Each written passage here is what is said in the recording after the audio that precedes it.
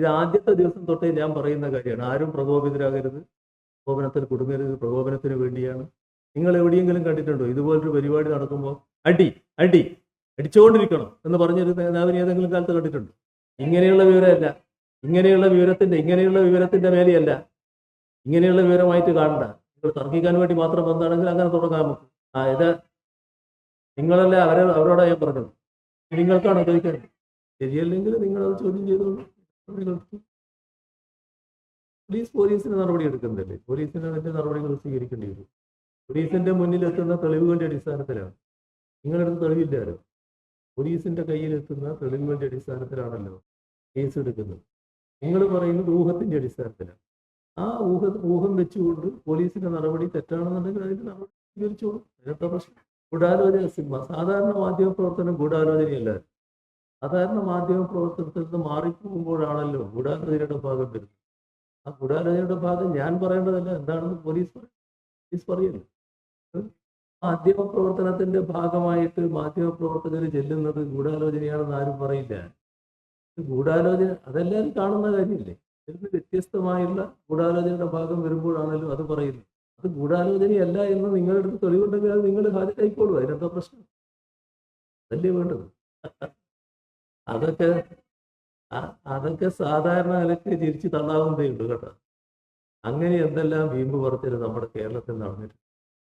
അതും ഗൂഢാലോചനയായിട്ട് നടക്കണ്ട. ഗൂഢാലോചനയാണ്. എന്താ സംശയം? ഇങ്ങനെയുള്ള വിവരമല്ല. ഇങ്ങനെയുള്ള വിവരത്തിന്റെ മേലെയല്ല. ഇങ്ങനെയുള്ള വിവരമായിട്ട് കാണണ്ട. നിങ്ങൾ തർക്കിക്കാൻ വേണ്ടി മാത്രം വന്നാണെങ്കിൽ അങ്ങനെ തുടങ്ങാം നമുക്ക്. ഇത് നിങ്ങളല്ല അവരോടാ ഞാൻ പറഞ്ഞത്. നിങ്ങൾക്കാണോ ചോദിക്കാൻ?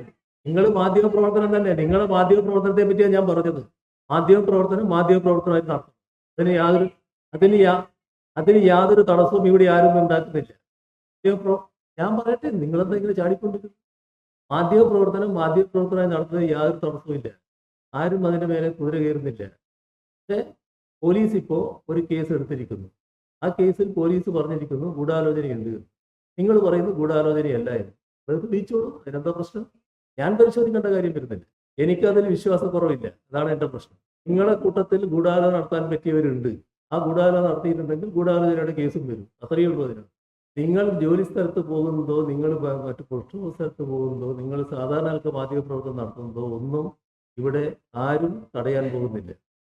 പക്ഷേ ആ നില വിട്ട് മറ്റൊരു നില വന്നാൽ കുറച്ച് ശബ്ദമുയർത്തി പറഞ്ഞാൽ കാര്യങ്ങൾ നേടിക്കളയാമെന്നുള്ള ധാരണയിൽ തുടങ്ങണ്ട. അതേ ഉള്ളൂ. ഏത് ഗൂഢാലോചനക്ക് പുറപ്പെടേണ്ടതേ ഉള്ളൂ. നിങ്ങൾ മാധ്യമ പ്രവർത്തനത്തിന്റെ ഭാഗമായി നിങ്ങൾക്ക് പല വിവരങ്ങളും കിട്ടും. നിങ്ങൾ പറയും, നിങ്ങൾ നടപ്പാക്കും, നിങ്ങൾ വാർത്ത കൊടുക്കും, ഒക്കെ ചെയ്യും. അതൊന്നും ഗൂഢാലോചനയല്ല. പക്ഷേ ഗൂഢാലോചനയുടെ ഭാഗമായി നിങ്ങൾ അറിയും. നിങ്ങളുടെ ചെവിട്ടിന് എന്തോ തകരാറുള്ളത് കൊണ്ടാണ്. നിങ്ങളുടെ ചെവിട്ടിന് എന്തോ തകരാറുണ്ട്, അല്ലെങ്കിൽ വായനക്ക് എന്തോ തകരാറുണ്ട്. എന്താണെന്നറിയോ? ഇത് ആദ്യത്തെ ദിവസം തൊട്ടേ ഞാൻ പറയുന്ന കാര്യമാണ്. ആരും പ്രകോപിതരാകരുത്, പ്രകോപനത്തിൽ കുടുങ്ങരുത്. പ്രകോപനത്തിന് വേണ്ടിയാണ്. നിങ്ങൾ എവിടെയെങ്കിലും കണ്ടിട്ടുണ്ടോ ഇതുപോലൊരു പരിപാടി നടക്കുമ്പോൾ അടി അടിച്ചുകൊണ്ടിരിക്കണം എന്ന് പറഞ്ഞൊരു നേതാവിനെ ഏതെങ്കിലും കാലത്ത് കണ്ടിട്ടുണ്ടോ? ഈ കേരളത്തിൽ ഏതെങ്കിലും കാലത്ത് അങ്ങനെ ഒരു നടപടി ഉണ്ടായിട്ടുണ്ടോ? അടിക്കും എന്ന് പറയാൻ ഏതെങ്കിലും നേതാവ് ഉണ്ടായിട്ടുണ്ടോ കേരളത്തിൽ? അതാണോ പൊതു സംസ്കാരം? അതാണോ പൊതുവായ രീതി? അതാണോ വേണ്ടത്?